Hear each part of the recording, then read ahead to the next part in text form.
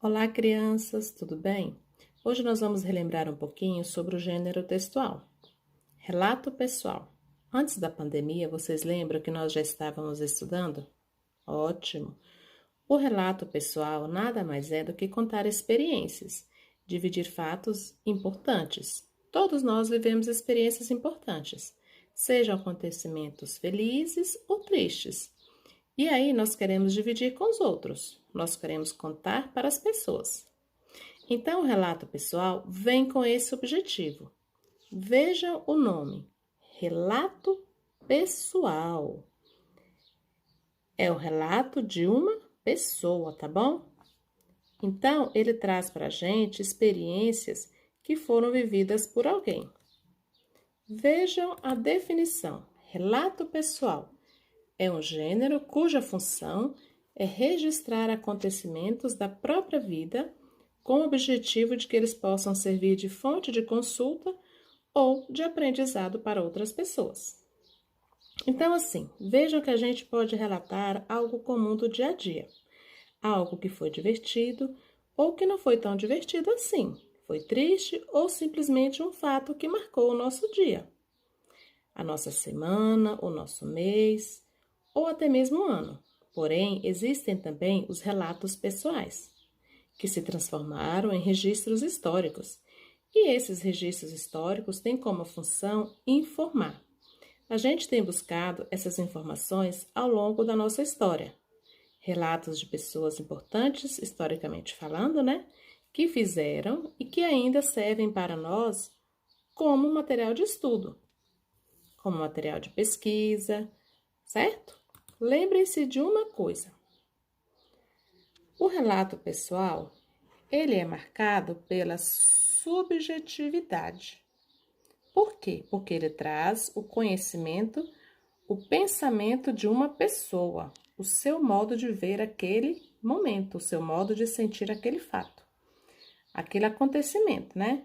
Por isso que o relato pessoal captura o olhar de quem conta os fatos e que também dele participa.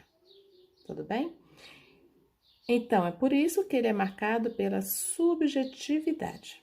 Além disso, os relatos pessoais, eles transmitem as emoções e os sentimentos expressos pelo narrador, porque o narrador está ali falando desse fato de uma forma oral ou de uma forma escrita.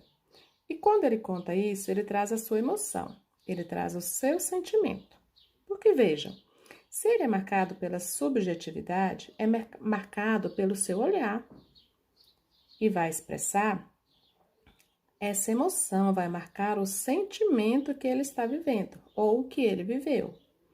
Então vejam que o relato pessoal ele pode ser feito oralmente ou também pode ser feito de forma escrita, tá bom?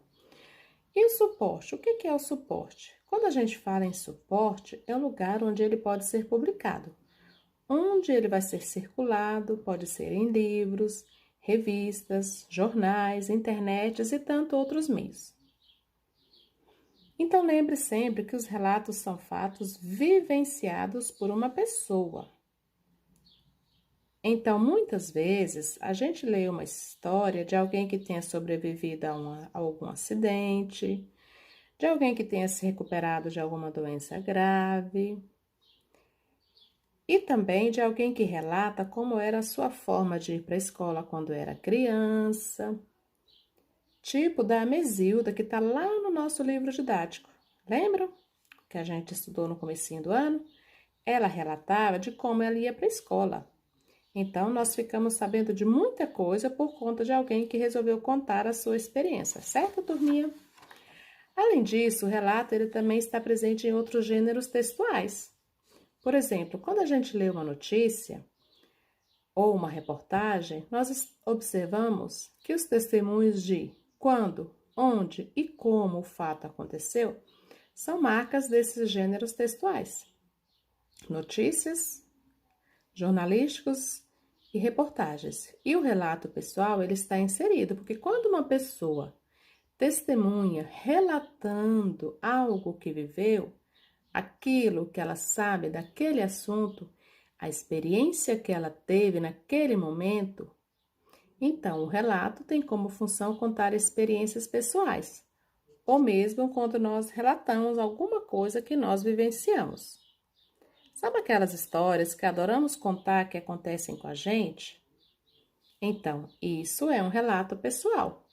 É um momento que marcou o seu dia, marcou a sua vida e que você quer relatar para outros. Certinho, turma? Então, agora que vocês entenderam, relembraram sobre o relato pessoal, vocês vão pegar o livro de língua portuguesa de vocês, lá na página 28 e 29.